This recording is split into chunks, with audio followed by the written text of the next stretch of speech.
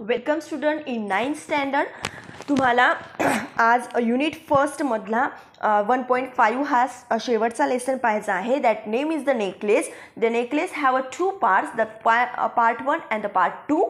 यामध्ये जी व्यक्ती आहे त्या व्यक्ती ज्यावर आधारित हा पाठ आहे त्या व्यक्तीचं नाव आहे द नेकलेस, द मॅथल्डी.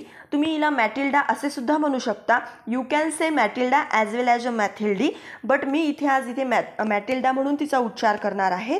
तर तुम्ही हा पाठ शांततेने ऐकून घ्या. Mathilde was a pretty and charming girl born as if by error of fate into a family of clerk. Matilda नावाची एक सुंदर अशी मुलगी होती, खूप आकर्षक होती, पण तिच्या कमनशिबी म्हणा की तिचा जन्म क्लर्क या फॅमिली म्हणजे जिचे वडील कारकुनी करत होते अशा ठिकाणी तिचा जन्म झाला. आता मुलांनो, कमनशिबी असं कोणीही नसतं. फॅमिली ऑफ क्लार्क म्हणजे ज्यांचे वडील कारकून आहेत मग त्यांचं नशीब खराब असं काहीही नाही. हे इथे एरर ऑफ फॅट म्हणजे कमनशिबी असं का म्हटलेलं आहे? बिकॉज हे मॅथल्डीचा स्वभाव आहे. तिला असं वाटायचं की माझा जन्म खूप उच्च ठिकाणी व्हायला पाहिजे होतं, पण कारकुनीच्या ठिकाणी झाला म्हणजे मी खूप कमनशिबी आहे असा तिचा स्वभाव गुण होता. आता आपल्याला आनंद घ्यायचा तर त्यासाठी पैशांची गरज होत नाही, तर आनंद घेता येणे हा सुद्धा स्वभाव गुण आपला असला पाहिजे. हे तिचे बोलण्याची म्हणणं आहे की माझा जन्म कारकुनी ठिकाणी झाला, माझं नशीब कमनशिबी आहे, पण तसं मात्र प्रत्यक्षात नसतं. She had no means of beginning known understood love to be wedded to an ॲस्ट्रिकॉन. आता तिला असं वाटायचं की कमीत कमी लग्न झाल्यावर सुद्धा तरी मला एखाद्या उच्चकुलीत व्यक्तीशी माझं लग्न व्हावं, त्याने माझ्यावर जीवापाड प्रेम करावं, मला समाजाने ओळखावं, मला समजून घ्यावं. बट असं काहीही होत नाही. But she let herself to married and a minor official at the ministry education. पण मात्र शिक्षण खात्यातील मंत्रालयातील एका कनिष्ठ कर्मचाऱ्याशी तिचं लग्न झालं. She dress plainly because she had never been able to afford anything better. आता ती सर्वसाधारणपणे जसे आपण साधेसे कपडे घालतो तशा पद्धतीने ती सुद्धा ड्रेस घालायची, कारण की उच्च प्रतीचा ड्रेस विकत घेण्यासाठी तिला ते परवडणारे नव्हते. She suffered endlessly feeling she was entitled to all luxurious life. आता तिला असं वाटायचं की आयुष्यातील सर्व चैनीच्या गोष्टी मला मिळाव्या, यासाठी ते माझा हक्क आहे असं तिला वाटायचं, पण मात्र तसं प्रत्यक्षात होऊ शकत नव्हतं. She suffered because of her shabby poorly furnished house. तिला खूप दुःख होते की तिचं घर खूप चांगलं नाही आहे, जुनाट आणि गैरसोयीने भरलेलं आहे, वेल फर्निश्ड नाही आहे, त्याचं तिला दुःख होतं. All these things that another woman of her class would not even have noticed tormented her or made a resentful. Tormented means दुःख आणि resentful म्हणजे रागावलेली. आता तिच्या क्लासमध्ये जर दुसरी मुलगी असती म्हणजे ती जर मिस्टर मंत्रालयात एका कनिष्ठ लिपिक असते तर तिच्या एवढं दुःखी किंवा रागावलेली नसती. हा तिचा स्वभाव गुण होता की तिला असं वाटायचं की माझं घर खूप सुंदर असावं, एखाद्या महलासारखं असावं, म्हणून ती चिडचिडलेली राहायची, नेहमी दुःखी राहायची. दुसऱ्या तिच्याच क्लासमधल्या म्हणजे त्याच स्तरातील श्रीमंत व्यक्तीतील म्हणजे त्याच स्तरामध्ये ज्या स्तरामध्ये ती राहायची मध्यमवर्गीयांमध्ये, त्या वर्गातल्या दुसऱ्या स्त्रियांना असे काहीही वाटले नसते. हा मॅथिल्डीचा स्वभाव होता. She dream of grand palatial mansion with a vast room and inviting smaller room, perfume of after chat with close friends. आता तिला काय वाटायचं की तिला प्रशस्त खोल्या असतील, अशा हव्याशा छोट्या खोल्या असतील जिथे मैत्रिणीबरोबर ती निवांत दुपारच्या गप्पा मारेल, एखाद्या भव्य पॅलेशियल मेन्शन म्हणजे राजवाड्यासारखं तिचं घर असावं असं तिला नेहमी वाटायचं. आता पहा, at she had no rich dresses, no jewels, nothing. These were only things she loved. She wanted so much to charm, to be invited, to be sought after. मात्र तिच्यापैकी याकडे काहीही नव्हतं. ना महागडे कपडे होते, ना दागदागिने होते, तरीही तिच्या सर्व गोष्टींची तिला प्रचंड आवड होती. तिला असं वाटायचं की ह्या सगळ्या गोष्टी मला मिळाव्यात आणि आकर्षक वस्तूंचा अगदी हेवा वाटेल अशा सर्व उच्च गोष्टी तिला नेहमी हव्याशा वाटायच्या. She had a rich friend, a former schoolmate at the convent, whom she avoided visiting because afterwards she would weep with a regret, despair and misery. आता तिच्याकडे एक कॉन्व्हेंटमधली श्रीमंत बालमैत्रीण होती. आता तिला भेटणे तिला फार ती टाळायची. का? कारण की तिला असं वाटायचं की हिला भेटल्यानंतर मला स्वतःचीच कीव वाटेल, निराशा, तिने स्वतःला दुःख वाटून घ्यायची, रडायची आणि म्हणून ती तिच्या श्रीमंत मैत्रिणीला भेटायची नाही. One evening, her husband came home with an air of triumph, holding a large envelope in his hand. Look, he said, here's something for you. एका संध्याकाळी काय झालं की तिचा मुलगा एक खूप छान भावनेने घरी आला आणि एक हातात त्याच्या लिफाफा होता. त्याच्या हातात एक जो एन्व्हलप होता त्याला पाहून तो म्हणाला, लुक म्हणजे हे बघ, आणि तो म्हणाला, हिअर समथिंग फॉर यू, यामध्ये तुझ्यासाठी काहीतरी आहे. पहा पुढे काय झालं. She tore up the paper and drew out a card on which was printed the words. तिने ते पाकिट फोडलं, त्यात एक पत्रिका बाहेर काढली, त्यावर काय छापलं होतं पहा. The minister of education and the ma'am George Ramponneau request the pleasure of ma'am and madam Loisel company at the ministry on the evening of Monday, January 18th. माननीय शिक्षण मंत्री आणि मादाम जॉर्ज रॅम्पेनी सोमवार दिनांक 18 जानेवारी रोजी सायंकाळी श्रीयुत आणि श्रीमती लॉयझल म्हणजे हे जे दोघं होते ना, मॅथिल्डी आणि तिचे मिस्टर, त्यांचं त्यावर नाव लिहिलेलं होतं. त्यांनी मंत्रालयात उपस्थित राहण्यासाठी स्नेहपूर्वक आमंत्रण दिलेलं होतं. Instead of being dilated as her husband had hoped. तिच्या हजबंडला वाटलं की तिला खूप आनंद होईल, पण तसं काहीही घडलेलं नाही. पहा मुलांनो काय घडलं. She threw the invitation on the table resentfully and muttered. ती टेबलावर तिने ती निमंत्रण पत्रिका फेकून दिली आणि धुसफुसली. म्हणाली, काय म्हणाली पहा. What do you want to me to do with that and what do you accept me to wear if I go. तिचं म्हणणं होतं की मी याचं काय करायचं असं तुमचं म्हणणं आहे. जर मी तिथे जायचं असं ठरवलं तरीही मी तिथे काय घालून जाणार आहे. He hadn't thought of that. He stammered. Why. She the dress you go to the theatre in it seem very nice to me. आता त्यावर त्याने विचारलं की का बरं थिएटरमध्ये जाण्यासाठी तू जो ड्रेस घालतो तो ड्रेस माझ्या मते खूप छान आहे, तो घाल. पहा त्यावर काय झालं. He stop stern distress to see his wife crying. He stuttered, what's the matter? Let's see, Matilda, how much would a suitable dress cost? तो थांबला.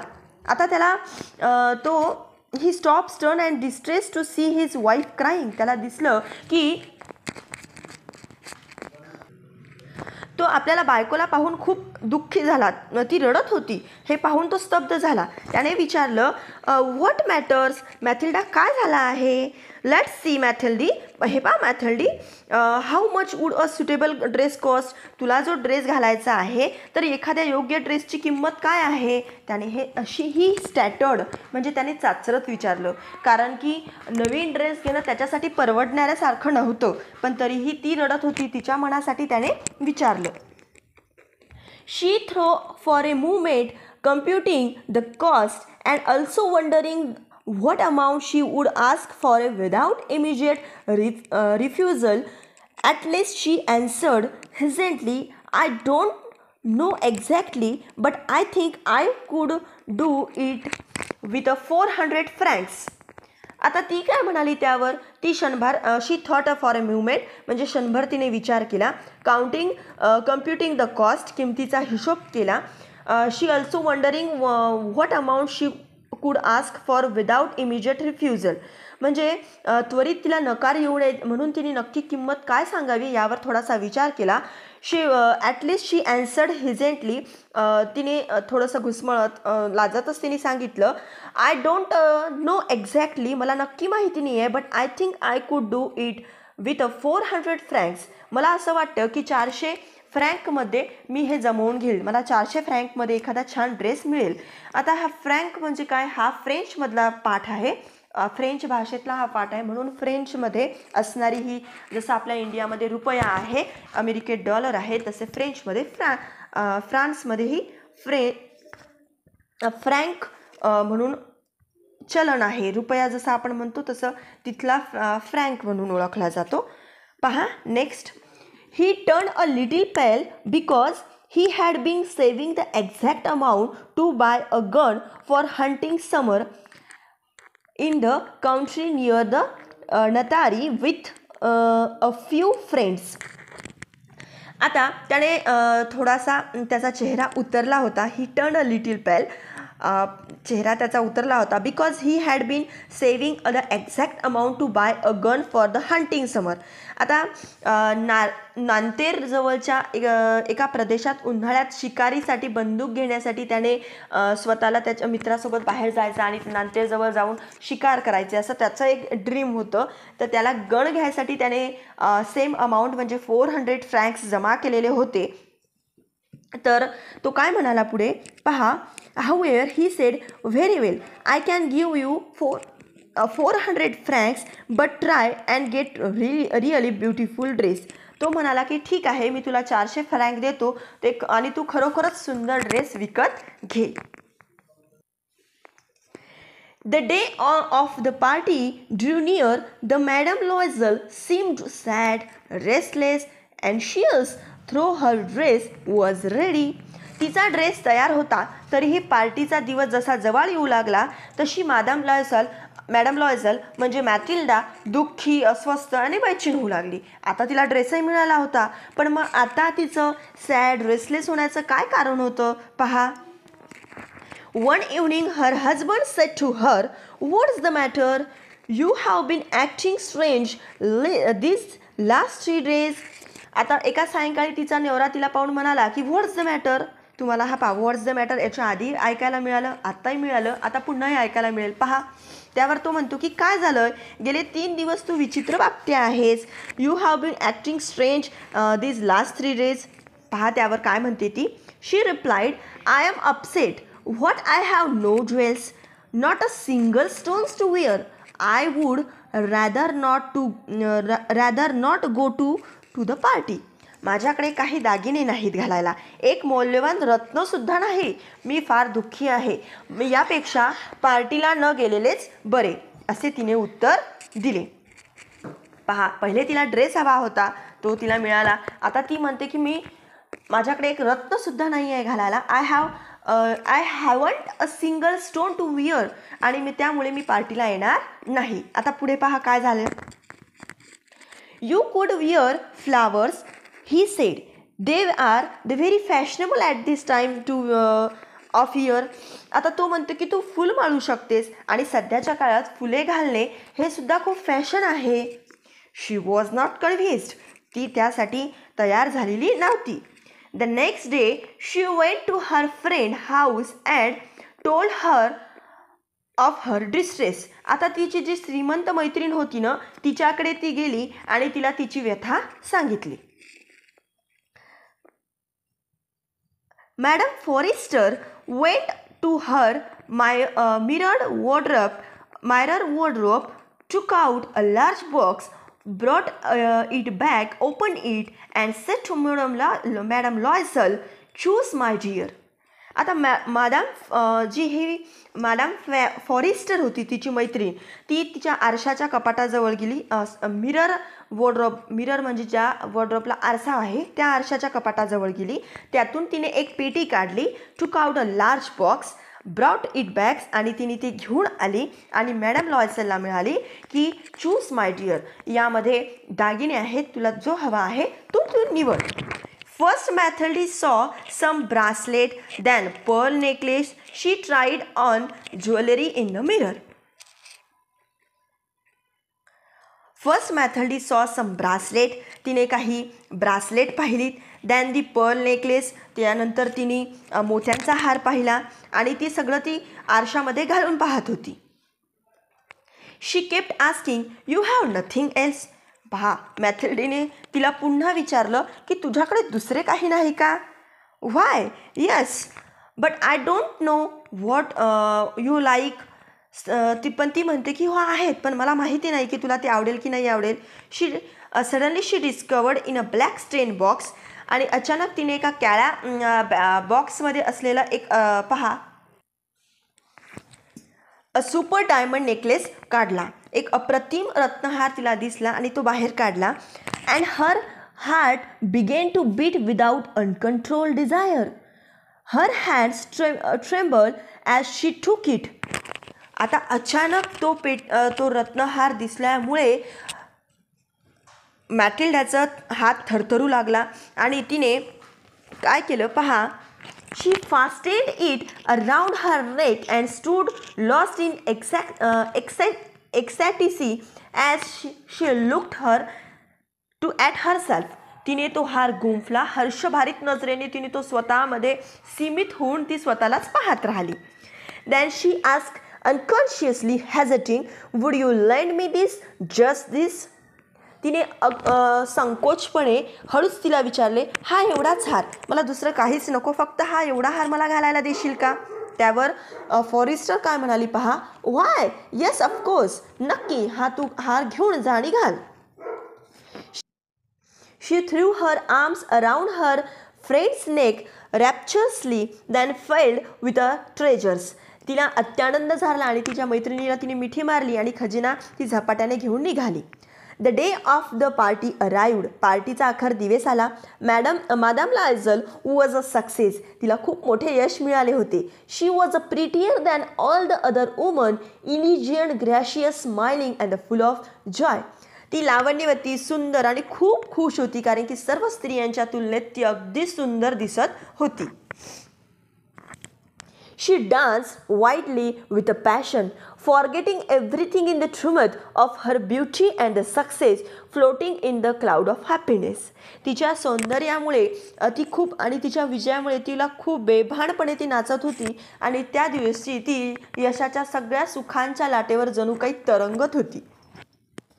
Matilda and her husband left at about 4 o'clock in the morning. सकाळच्या पहाटे 4 वाजता तिचा नवरा आणि ती त्या पार्टीतून निघाले. When they were finally in the street, they could not find the cab. त्या दिशेने ते जाऊ लागले. अखेर त्यांना टॅक्सी मिळत नव्हती. They walk down toward the Seine. ती त्या सीनच्या त्यांना ज्या दिशेने जायचं होतं त्या दिशेने ते चालत होते. Till they found one. त्यांना एक कॅब मिळाली, एक टॅक्सी मिळाली. They were dropped out at their door and des the Martyrs and sadly it was all over to her. आणि तिने दारापाशी ती द मॉर्टर्स येथील त्याच्या घराच्या दारापाशी टॅक्सीने त्याने सोडले. कुठे राहत होते तर ते राहत होते द मॉर्टर्स याच्याजवळ. आणि अखेरीस तिच्या सर्व गोष्टींची इथे सांगता झालेली होती. In front of the mirror, she took the final look at herself in all her glory, but suddenly she uttered a cry. आरशासमोर पुन्हा अभिमानाने तिने स्वतःला निहाळले आणि एकदम ती किंचाळली. She no longer had a necklace around her neck. तिच्या गळ्यातील तो रत्नहार गायब झालेला होता. तिच्या हजबंडने तिला पुन्हा तोच प्रश्न विचारला. What is the matter? asked her husband. She turned toward him. Panic stricken, I no longer have the Madame Forrester necklace. माझ्याकडे तो मादाम फॉरेस्टरचा नेकलेस नाही आहे. ती खूप घाबरली होती. He stood up, distraught. What? How? That's impossible. तो गोंधळी उभा राहिला. काय, कसं, हे शक्यच नाही. तिने जो रत्नहार आणला होता तो आता तिच्या गळ्यामध्ये नव्हता आणि हे पाहून ते दोघंही जण खूप घाबरलेले होते. तर अशा पद्धतीने मुलांनो आपला द नेकलेसचा पार्ट 1 झालेला आहे. पार्ट 2 पाहण्यासाठी माझ्या चॅनलला सबस्क्राईब करा, लाईक करा, कमेंट करा आणि शेअर करा. थँक्यू.